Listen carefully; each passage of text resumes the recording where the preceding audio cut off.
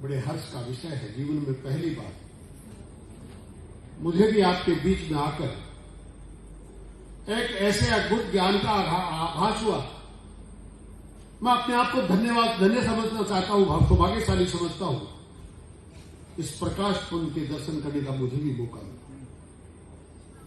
देवियों सज्जनों, आज चर्चा है आत्मज्ञान से राष्ट्र का निर्माण। राष्ट्र का निर्माण हर एक व्यक्ति करना चाहता है, पर आत्मज्ञान की अनुभूति हो कैसे, ज्ञान प्राप्त कैसे किया जाए। आप जिस धरती पर विराजमान हैं, इस धरती ने तो आदि काल से इतने आतंक, इतनी यातनाएं झेली है। इस सोने की चिड़िया के पंखों को कितनी बार नोचा गया, खसोटा गया। कभी मुगल आए, कभी फारसी आए, कभी यहूदी आए, कभी फिरंगी आए, और सबके सब देवियों सज्जनों इतनी संख्या में नहीं आए जो भारत माता के पंखों को निचोड़ पाए। हमको किसी आक्रांता ने नहीं लूटा। इस देश पे कभी किसी ने बाहरी ताकत यहां राज नहीं कर पाई।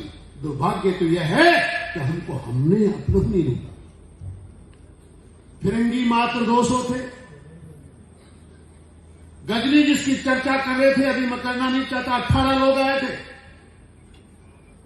न यहूदी ज्यादा आए, न फारसी आए, पर वास्को डिगामा के भारत की खोज के बाद उस सोने की चिड़िया को लूटने के लिए अनेक लोग आए और भारत के लोगों के द्वारा लूटा गया। आत्मज्ञान इस बात का करना है। आत्मज्ञान की प्राप्ति इस बात के लिए करनी है कि भारत माता को, इसको माता कहते हैं, इसको लूटने वाले हमारे अपने सगे संबंधी थे। स्वामी विवेकानंद जब शिकागो सम्मेलन में गए, प्रवचन दिया, पूरी दुनिया ने सुना। पहली बार धर्म सम्मेलन में भारत का नाम नागरिकवाद लोगों ने जाना। यहां इतना आध्यात्मिकता का ज्ञान भरा पड़ा है। उनको भी किसी ने नहीं छोड़ा, बक्सा उनको भी नहीं गया। उनके बारे में भी उन्होंने सोचा, इस भूमि पर जब मुझे इतने लोग सुन सकते हैं, अंग्रेज जिनके संस्कार खराब है, जिनकी संस्कृति खराब है, जिनका खान पान खराब है, मैं वसुधैव कुटुंबकम को मानने वाला व्यक्ति, मैं योगी, मुझे पूरी दुनिया को ठीक करने का जिम्मा मेरा है। मुझे यूरोप के लोगों को ठीक करना चाहिए। स्वामी जी वहीं रुक गए, जगह जगह धर्म का प्रचार करने लगे, हिंदुस्तान से चिट्ठियां जाने लगी।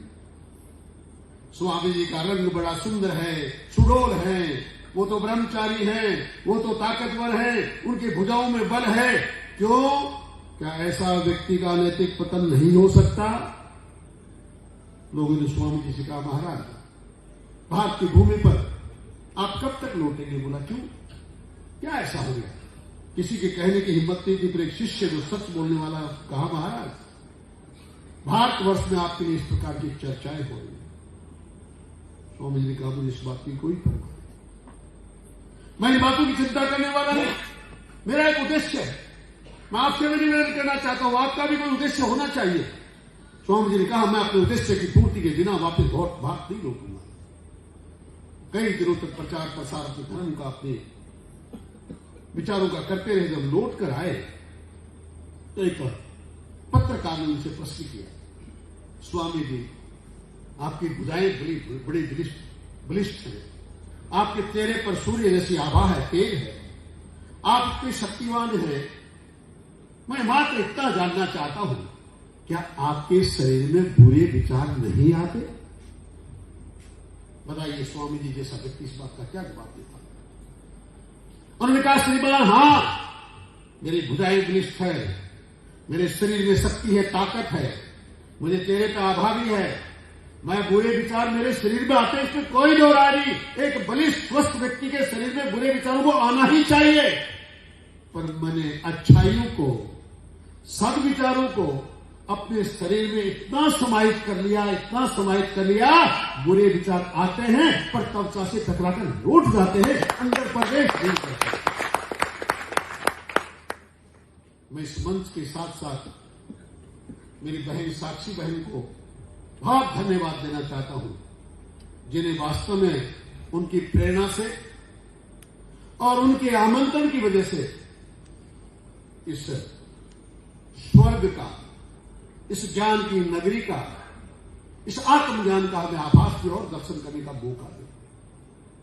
वो झुंझुनू जिले में, राजस्थान के झुंझुनू जिले में एक संस्था आपकी चलाती है और वो अपने प्रयासों से लगातार मेरी विधानसभा में एक छोटा सा गांव है, बड़ा गांव, वहां भी एक संस्था का निर्माण करके बहनों को शिक्षित करती है, भाइयों को शिक्षित करती है और अपने ज्ञान का प्रकाश फैलाती है। आज के दिन में उनको भी बहुत याद करना चाहता हूं।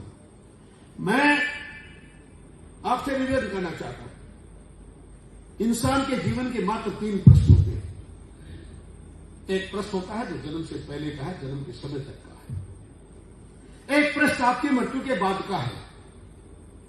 दोनों भरे हुए हैं। मेरा प्रश्न भी है, आपका प्रश्न है, आपका भी प्रश्न है। किसके बेटे हैं, किसके पोते हैं, इनका परिवार कैसा था, इनका खानदान कैसा है। मरने के बाद भी पेट भरा हुआ, आदमी चला गया, पता नहीं आगे क्या होगा, स्वर्ग गया होगा, नरक में गया होगा। एक पेज है जो खाली पड़ा है, जन्म से मृत्यु के बीच का। इसकी रचना बहनों भाइयों आपको खुद को करनी है। ये मंच, ये ज्ञानी लोग, ये बहने भाई लोग इस बात का ज्ञान आपको दे रहे कि आप अपने इस खाली पृष्ठ की ऐसी रचना लिखें कि लोग आपको याद करें। बाबा प्रजापति ब्रह्मा का की तरफ देखिए, राजयोगिनी दादी प्रकाश मुनि की तरफ देखिए, मातेश्वरी जगदम्बा सरस्वती की तरफ देखिए और ये ज्ञान का भंडार जो आपके सामने मंच पर विराजमान है, आप इनकी तरफ देखकर अपने जीवन को इस प्रकार का बनाइए ताकि लोग आपके जीवन को पढ़ें। आत्मज्ञान की जो चिंता आप कर रहे हैं उसके बारे में आपके चर्चा करें। एक कवि ने बहुत बड़ी बात लिखी है कि कांटों में रहकर गुलाबों की तरह महकना सीखो। गुलाब कांटों में खिलता है, कांटों में रहकर गुलाबों की तरह महकना सीखो। कीचड़ में रहकर कमल की तरह खिलना सीखो। परिस्थितियों से जो घबरा जाए वो लोक पुरुष हो नहीं सकता। रात में रहकर अंगापुरों की तरह बहकना सीखो। यह है आत्मज्ञान, जिसके लिए आप एक लक्ष्य को निर्धारित करें और लक्ष्य को निर्धारित करने वाला व्यक्ति भटक नहीं सकता, जिंदगी में कभी असफल हो नहीं सकता। एक व्यक्ति ने और बात लिखी है, सफलता और असफलता की बहुत चर्चाएं चली है, बहुत सी बातें आती है हमारे बीच में और आंतरिक क्षेत्र में बहुत आती है, पर तो बातें आपके बीच में रखता हूं कि असफलता एक चुनौती है, स्वीकार करो। असफलता एक चुनौती है, स्वीकार करो और कहां रहेगी कभी देखो, सोचो, सुधार करो। जब तक ना मिल जाए सफलता, नींद चैन को त्यागो तुम, संघर्षों का मैदान छोड़ मत भागो तुम। कुछ किए बिना तो जय जयकार नहीं होती, कोशिश करने वालों की कभी हार नहीं होती। कल का विषय बड़ा अनोखा विषय था, राज्य में हो रहे नैतिक पतन का, आध्यात्मिकता का समावेश करके राजनीति में किस प्रकार व्यक्ति को स्थापित किया जाए। व्यक्ति एक बात आपसे निवेदन करना चाहता हूं, इसमें कोई दो राय नहीं।